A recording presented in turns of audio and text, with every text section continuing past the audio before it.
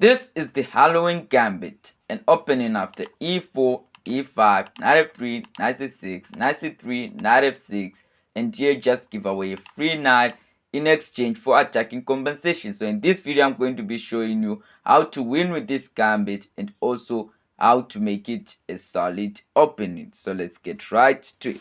In this position, here's white. You compensate for your sacrifice by the move d4. And here there are two common responses: knight to g6 and knight to c6. And here you are going to start to look at knight to c6. Here you just play the move d5, and when the knight goes back, you're just going to attack the other knight. And here black might try to be smart and bring out the king, because it will be a direct pin. You cannot take this knight. Here you just play the move queen to e2. Remember, in this gambit, black doesn't want to lose the knight that he has gained. So obviously black is just going to bring back the knight. Here is white. You just play the move knight to b5. And here if black tries to be smart and defends by the move d6, then I guess black isn't good at chess, because here you just sacrifice the knight. And you're just saying, isn't the knight for free? No, it isn't for free. Here black's queen is gone because this is an open check. So okay, after knight to c6, what is another continuation? If the knight here can also come to e5, and here if the knight comes to e5, here as white, you play the move f4, pushing the knight away, and play the move e5, pushing the other knight away.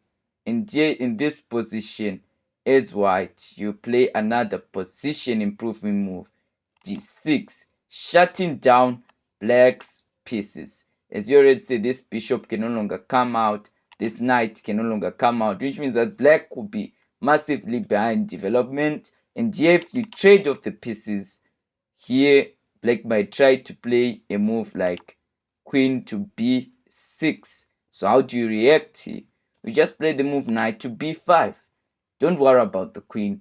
Here black out of instinct might play the move king to d8, because he doesn't want the knight to come here and fork. He wants the rook to escape. So here what do you play as white? You just continue your development. You play the move f5, kicking away the knight, and the knight is forced to come to e5. But you're just saying, can the knight just fire the pawn? No, that is a blunder, because there's a check. So that means that the game is already over and black is already losing, because now you have equal amount of material, plus you have more advanced pieces, and this king is just more like in an animal cage. So that would be terrible. So this means that the knight is forced to go to e5. And here as white, you continue development by playing the move bishop to f4, and when he defends, you just continue with development by playing queen to d2. Here the plan is to castle alongside and continue to harass the black king. But here, as this is the most passive move that you have played in this whole game, because this is a super aggressive gambit, here black may just say, white is now out of moves, let me just start to attack his knight. Here as white, your game is already back, because you're just going to attack the queen here, and when the queen escapes, then you hit him with queen to a5. And here after queen to a5 check, here the king moves and you grab yourself a rook.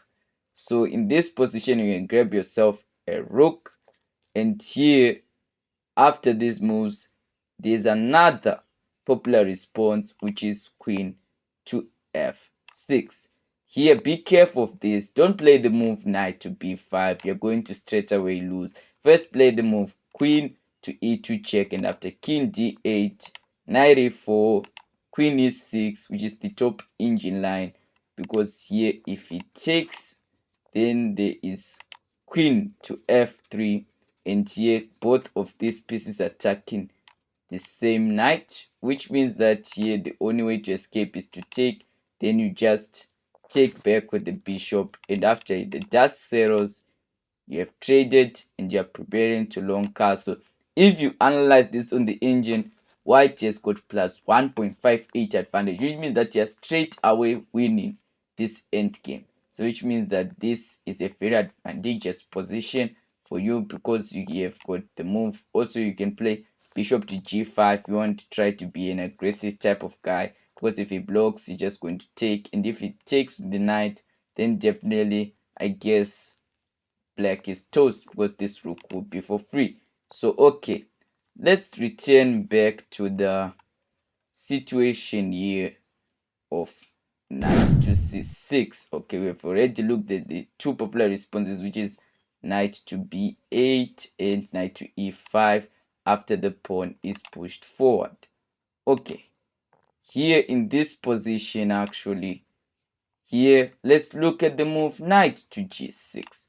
What do you play here is white. You continue with the move e5. Remember, the whole point of the Halloween Gambit is to just push your opponent away and make his pieces move backward. So what does your opponent do here? Opponent moves his knight back because his knight cannot go to any square here. There's the queen here covering this whole diagonal, which means that he's forced to push his knight back to g8. So what do you play here as black?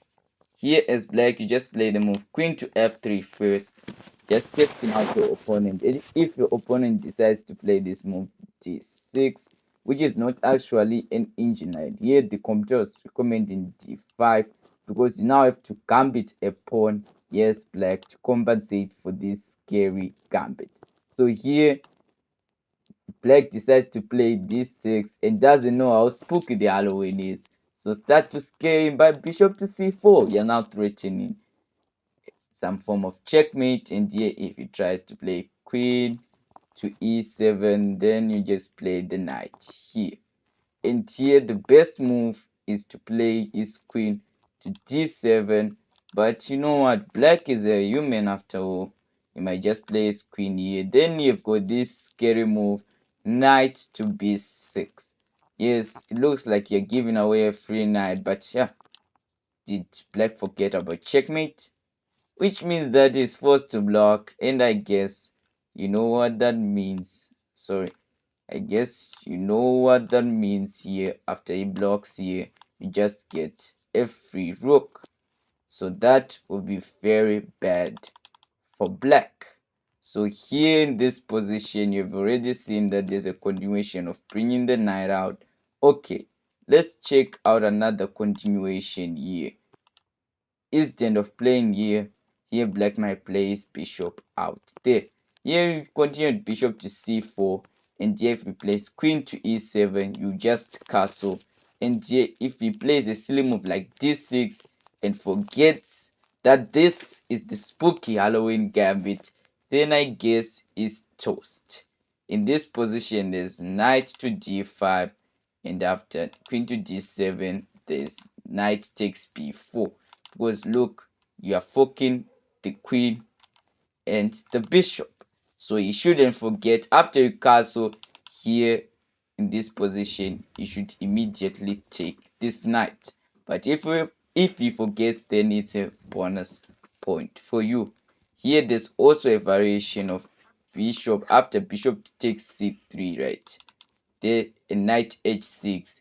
Here if you actually see it, you just continue. You can play the move h4 and continue ramming down through the h5 in this position. You can also play the move a4 and bring out your bishop like this, so you have a completely dominant position. Like and subscribe if you want to learn more about gambits. So this is all for you folks. If you want to learn more about the Halloween Gambit, comment and I'll look for other tricks and traps and make a video about it. And see you in the next video.